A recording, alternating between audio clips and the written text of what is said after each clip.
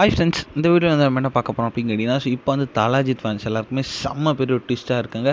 அதாவது பொங்கலுக்கு வந்து குட் பேட் அக்லி அண்ட் விடாமுயற்சி திரைப்படம் ரிலீஸ் ஆக போகுது அப்படின்ட்டு இப்போ வந்து விஷயம் வந்து இன்டர்நெட்டில் பயங்கரமாக போயிட்டுருக்கு.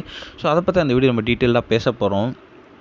ஃபஸ்ட் வந்து நம்மளோட மகிழ் திருமணி இயக்கத்தில் நம்மளோட தல அஜித் நடித்து முடிச்சிருக்க திரைப்படம் தான் விடாமுயற்சி.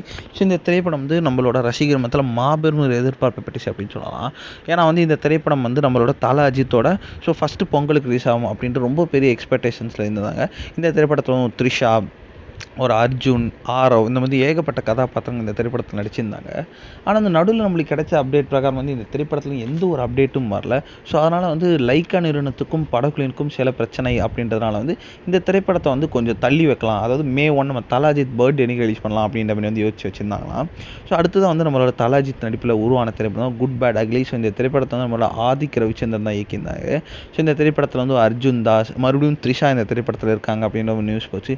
இந்த திரைப்படம் வந்து ஒரு கேங்ஸ்டர் திரைப்படம் மாரி வந்து உருவாயிடுச்சு. இந்த திரைப்படத்தை வந்து தல அஜித்தோட போர்ஷன்ஸ் கம்ப்ளீட்டாக முடிஞ்சிச்சு. டிசம்பர் மிட்லேயே வந்து இந்த திரைப்படத்தோட ஷூட்டிங் ஃபுல்லாக முடிஞ்சிடும் அப்படின்ற மாதிரி நியூஸ் கிடச்சிருக்கு.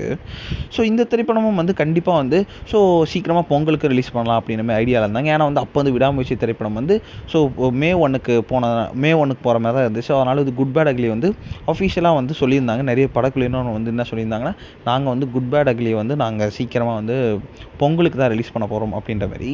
ஆனால் வந்து 2 நாள் முன்னாடி வந்து நம்மளோட விடாமுயற்சி திரைப்படத்தோட டீசர் ரிலீஸ் ஆகும் அப்படின்னு யாருமே எக்ஸ்பெக்ட் பண்ணலை. ஆனால் வந்து அந்த டீசரில் வந்து அன்எக்ஸ்பெக்டடாக வந்து நம்மளோட ரிலீஸ் டேட்டையும் போட்டாங்க. அதாவது 2025 பொங்கல் அப்படின்றது அன்எக்ஸ்பெக்டடான ஒரு ட்விஸ்ட் வச்சுட்டாங்க. இப்போ வந்து குட் பேட் அக்லி டீமுக்கு வந்து ரொம்ப பெரிய ஒரு தலைவலி ஆகிடுச்சு. ஆனால் வந்து குட் பேட் அக்லி டீமும் வந்து ஒத்த காலில் நிற்கிறதுன்னா, so Thala Ajith good bad ugly வந்து கண்டிப்பாக பொங்கலுக்கு தான் ரிலீஸ் பண்ணுவோம் அப்படின்ற மாதிரி வந்து அவங்களும் வந்து செம ஆளாக இருக்காங்க.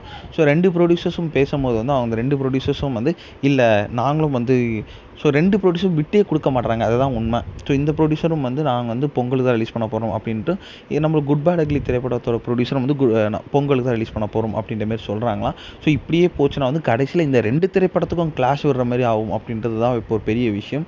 ஸோ ஏதாச்சும் ஒரு ப்ரொடியூசர்ஸ் வந்து இறங்கி போனால் மட்டும்தான் வந்து ஏதாவது ஒரு திரைப்படம் ரிலீஸ் ஆக போகுது. ஆனால் வந்து ஆக மொத்தத்தில் தல அஜித் ஃபேன்ஸ்க்கு வந்து செம்ம பெரிய ஒரு ட்ரீட் இருக்குது பொங்கல் அன்னைக்கு அப்படின்றதுல எந்த ஒரு சந்தேகமே இல்லை.